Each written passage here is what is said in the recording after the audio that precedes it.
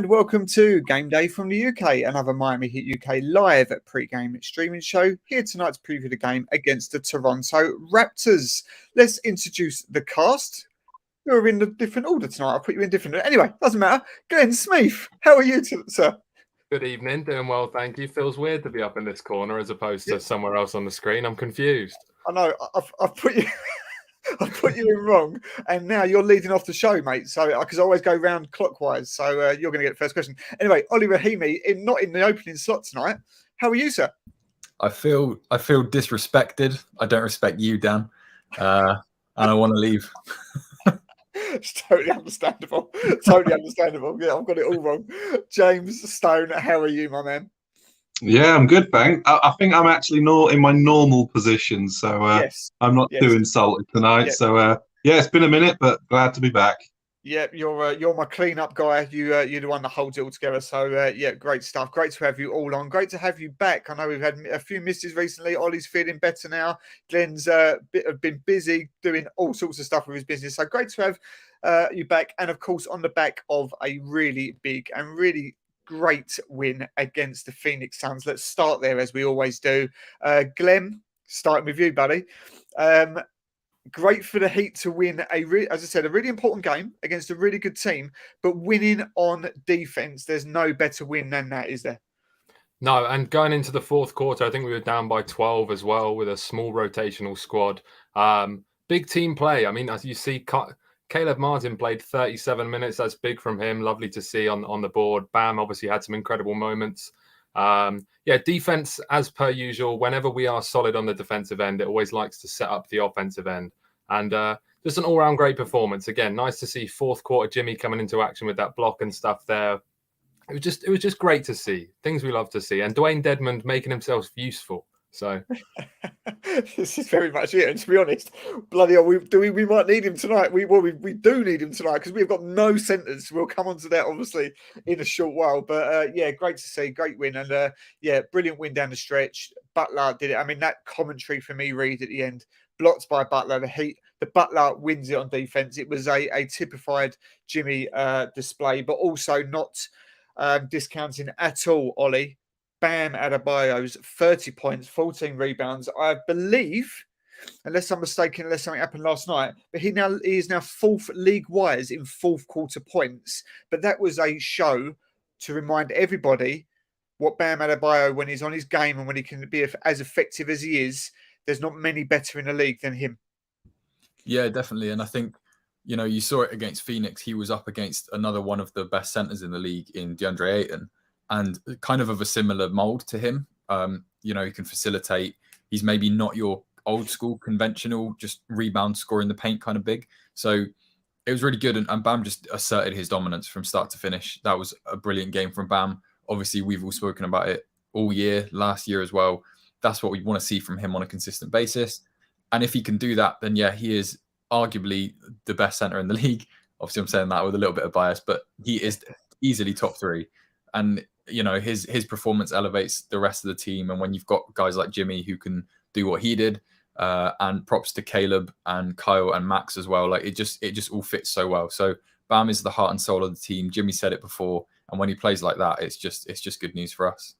Yeah, and as everyone knows, I'm like we all are. I'm huge on Bam. I'm very high on Bam. But on our last pre-game stream, I was uncharacteristically negative, and I dug out Bam a little bit because I just thought, look, we keep hearing it. We keep knowing what he has to do. We don't see it enough. And it was like, I can only put it down to he watched Game Day from the UK and he came out and put on a show, and that's why we won. So I'm taking all the credit. So that's how it went down.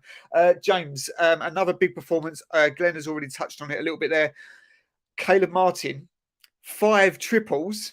Now puts him ahead of PJ Tucker for the season in triples. So there you go.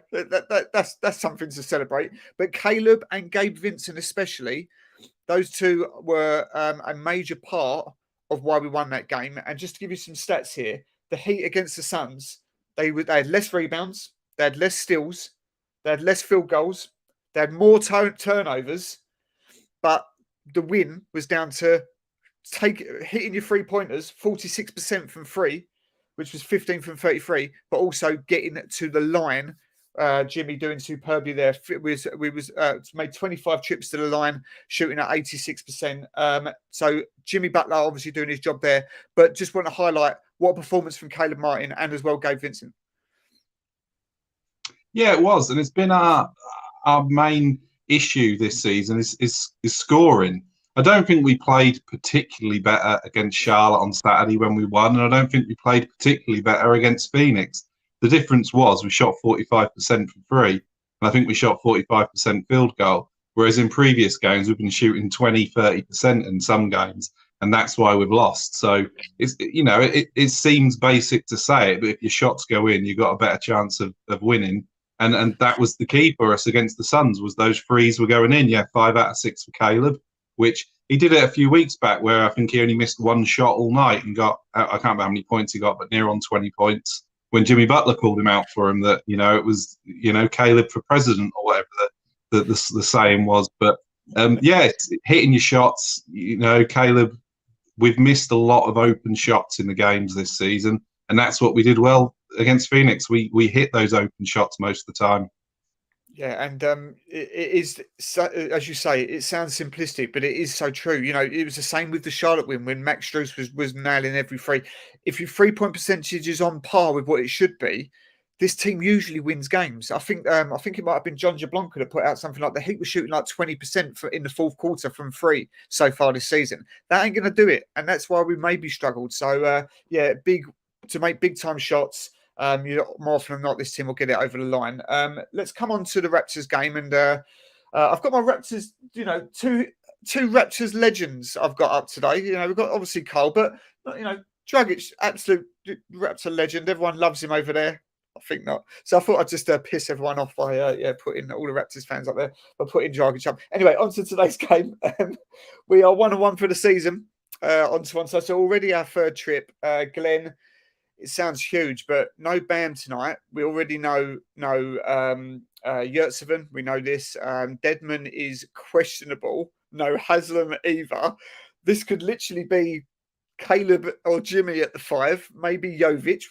We're going to see some Jovic tonight.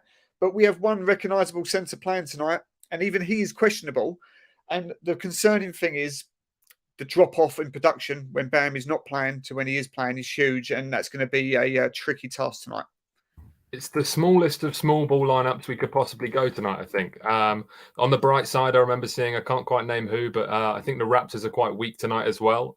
Yes, they are. They can't exactly go very deep, which makes it more interesting for us. But at the end of the day, 14 games into the season, we're at the 500 mark exactly. If we drop from that tonight and go 7-8, it's not the end of the world, considering, as you say, the injuries we have long term to Yurt, which is going to be a longer problem going forward because he's maybe out for 3 or 4 months. I've seen, so that's an area that definitely needs filling. But we've got a bench of guys, as we've said many times, where given the opportunities with these undrafted guys, these guys who haven't quite got the minutes yet, will step up and make the plays. So tonight, as you mentioned already, Jovic is someone I'm super excited to see a little bit more time of. Maybe he plays directly at the 5. He's a very skinny 5 if he does play there. But at the end of the day, you're already playing Caleb at the 4, and that's a bit of an ask sometimes. So pushing him up to a 5 or pushing Jimmy into a 5 is a bit too much of a push when you've got a 6'11" guy who is just a bit too skinny, in my opinion, to play that spot. So either way, we're going to have to go deep in the bench tonight, despite the fact we don't even have a deep bench. But on the bright side, it's an equal matchup in the sense that the Raptors don't have any of their guys that they want. So we'll still go hell for leather. Culture will still shine through. So it'd be interesting to see what happens. Yeah, we'll come on to the Raptors. No Siakam, no Precious Achiuwa, no Otto Porter, and game time decisions on both Fred VanVleet and Gary Trent. So yeah, as you say, Raptors are going to be short-handed regardless, and could be a lot higher. What are you all laughing at? Sorry. James crossed his fingers. Oh, sorry. I thought I pronounced someone's name wrong, which is completely like me. So Ollie. Heat Raptors games are normally pretty defensively brutal. They're normally low-scoring games. We've already seen it once tonight. Once this season. I think a 98-90 Raptors win the last time we played them. They're normally that way inclined. But with all these injuries, I can see this being completely the other way. I can see this being a really high-scoring game. It could be a matter of just getting on a run and trying to make something happen in that sense. That could be enough. Yeah, this kind of reminds me in a way of the what was it, 2020-21 season, right at the start, when all the teams were having so many players in COVID protocols, and it was you were signing guys to 10-day contracts, and then they were playing, and you only had 6 available players. Kind of reminds me of that a little bit. So it really could go either way. I think a lot of the top defensive players on both teams are obviously out. So yeah, I mean, if you look at it, and probably in a more analytical sense, yeah, it probably will be a higher scoring game than we're used to with this kind of matchup. I'm pleased Precious isn't playing, because whenever he plays against us, he turns into prime Wilt Chamberlain. So it's obviously good in a way that he's not going to be there. But yeah, I think it's probably going to be an ugly game. Realistically, a lot of the good guys aren't playing. I think with Jovic at the 5, I think it's a risk, to be honest, because I think he will get bullied. And I would just, I've said all throughout the season, I'm huge on this kid. He's going to be really, really sensational if he can put the work in, maybe add a little bit of weight. He's going to be phenomenal. But I think for him to play at the 5, I think he might get bullied a little bit. And I would personally rather see either Jimmy or Caleb there, just because they have a little bit more, strength and a bit more doggedness, if you will, to them. Whereas, the things that they lack in terms of height, they can make up for in their tenacity and their defensive IQ. So I think it'll be interesting to see how this plays out. But yeah, like I said, I think it's probably going to be quite an ugly game. Not a Heat Raptors game that we're used to. But as long as we can get a win, I'll be happy. Yeah, I think it's always one of the games that I always enjoy, because they're very, very similar in terms of both their setup, their culture, and how hardworking and how well conditioned they are. It's always a good game, but yeah, it could be a bit of an ugly one tonight, as you say. James, I was going to ask you about Jovic, and Ollie's sort of given his thoughts there about he wouldn't start him and maybe try and limit some of his minutes if we have to, because he would rather maybe look at somebody like Caleb or Jimmy, who have got maybe a bit more of a basketball IQ to do that job at centre. What do you think on that? Because, let's assume and hope that we've got Deadman playing, because, God, if we haven't, it is going to be a long night. But at least if he starts, do you see Jovic as being the backup 5 in this situation? Honestly, probably not. I think Orlando Robinson, who they've just signed to the 2-way, probably got a better chance of minutes, because I don't know what it is, but Spo hasn't been too keen on Jovic this season. He came on against Charlotte on Saturday, didn't he, for the last 1 minute, and scored a free, as did Kane. Come on, scored a free. But his minutes have been, minutes. That's it. He's hardly played any time at all. So he's just signed Robinson to a 2-way, who's been doing really well in the G League. I think he was averaging 20 odd points and 12 rebounds in the G League. I know it's the G League, but still, you still got to be playing, getting those minutes and scoring. So he's got to have some ability there, and he's bigger. I think he's 7 foot, 7'1", so he's big. Honestly, I wouldn't be surprised if he came in replace of Deadman. Deadman's obviously going to start, but Deadman is questionable. Like you said, he is still listed as game time decision, which tells me he's not 100% fit. So can we rely on 36, 38 minutes from Deadman? I'm not sure. So I wouldn't be surprised. I think Jovic will play. I think Jovic will probably come in, maybe in for Martin. I think Martin will be like last against Phoenix. Martin will probably play near on 40 minutes.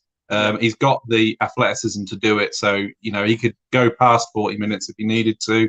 I think Jovic will probably come in for Martin. I think Robinson's probably got a better chance of coming in for Deadman. It's a good shout, and Deadman in mid-30s minutes is shivering. That makes me that doesn't sound good at all. But yeah, no, it's a good shout. I think we will probably see a lot of Robinson. Look, these guys, as I said, we're beaten up. So are the Raptors.